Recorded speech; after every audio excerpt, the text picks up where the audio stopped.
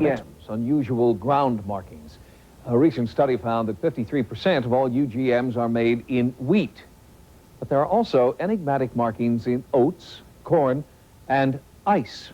Ice circles are extremely rare, so sightings in the northeastern U.S. are drawing a lot of attention.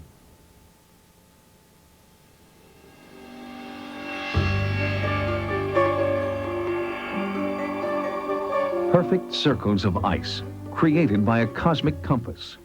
Swirling patterns that seem to demand a supernatural explanation. Ice circles mimic the geometric patterns of crop circles, with one important difference.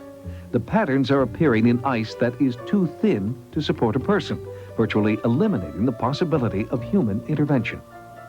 The national coordinator of the Center for Crop Circle Studies is applying the same equipment and techniques used to document crop circles to the newly discovered ice circles. Her preliminary findings are very promising. A lot of this ice in which the circles are supposed to be happening is very thin, too thin to walk out on and to measure. And yet how is somebody going to go out there and put these at least dozens and perhaps hundreds of swirls, and they're not even really cut. These weren't actually cut and beautifully, separated rings. These were just swirls within the ice. Enigmatic patterns are also appearing in snow. The absence of footprints to and from the site casts an eerie pall over the markings. If this is not a natural phenomenon, who possesses the ability to hover over a snowy site and create mysterious messages?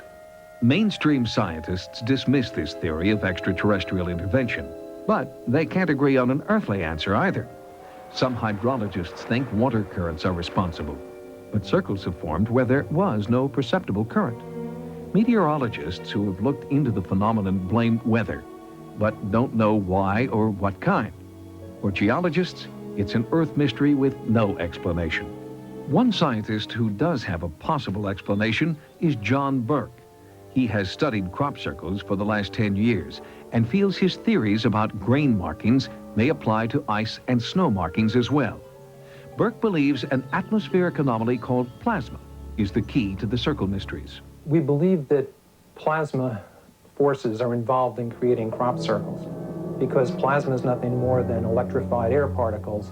But you excite the temperature of that plasma a little higher and it will begin to glow. If you have it heated enough to glow, then it makes sense that it might be heated enough to melt snow and leave a record in the snow.